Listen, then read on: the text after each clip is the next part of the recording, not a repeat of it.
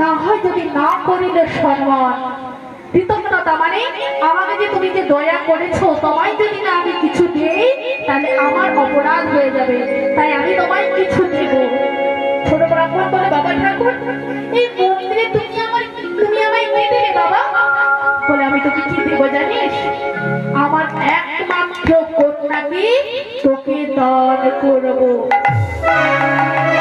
না না না না বাবা ঠাকুর,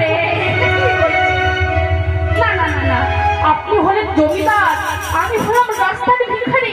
আমার জমিদার বাড়িতে জামাই হবার কোনো লোক নেই। না না, আমি আপনাকে সুস্থ করেছি কেবলমাত্র গোবিন্দের আশীর্বাদে। আমি তো সুস্থ করিনি, উনি আপনাকে সুস্থ করেছে। আমি আপনার বাড়ি জামাই হতে চাই না, আমাকে করবেন না। বলে, আরে আমার ইচ্ছা হয় যে তোকে আমি আমার বাড়ির জামাই করবো, কিন্তু তোর এত আপত্তি কিসের রে? না বাবা ঠাকুর, আমি জানি আপনার ছেলেরা মোটেই সুবিধে নয়, এই প্রস্তাবটা তারা কখনোই মেনে নেবে না, এই কথা তোমার কোনোদিনে রাখবে না। তাই তুমি এমনটা করো না বাবা ঠাকুর, তুমি এমনটা করো না। বলে, আরে আমি আমার কন্যা তোর সঙ্গে দেবো, তাতে আমার ছেলেদের অনুমতি নিয়ে যায় আছে কি রে? বাবা ঠাকুর, আপনি বোধহয় জানেন না, সবারও সম্পত্তি বিনা না হয় কন্যাদান।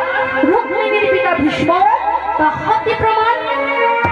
কি জানেন না, রুক্মিণীর পিতা যখন কৃষ্ণের সঙ্গে বিবাহ দিবে বলে মনস্থির করেছিলেন, ওই রুক্মিণীর দাদা রুক্মী তিনি কত বাধা করেছিলেন, তা থেকে কত যুদ্ধ সৃষ্টি হয়েছিলেন। তো বাবা ঠাকুর, তাই সবার সম্পত্তি ছাড়া কন্যা কখনো দান করতে নেই, সবাইকে অনুমতি নিয়ে তারপর কন্যা দান করতে হয়। বলে, তোকে এত জ্ঞান দিতে হবে না, আমি তোকে যখন বলেছি তোকে আমার বাড়ির জামাই করবো তো করবো।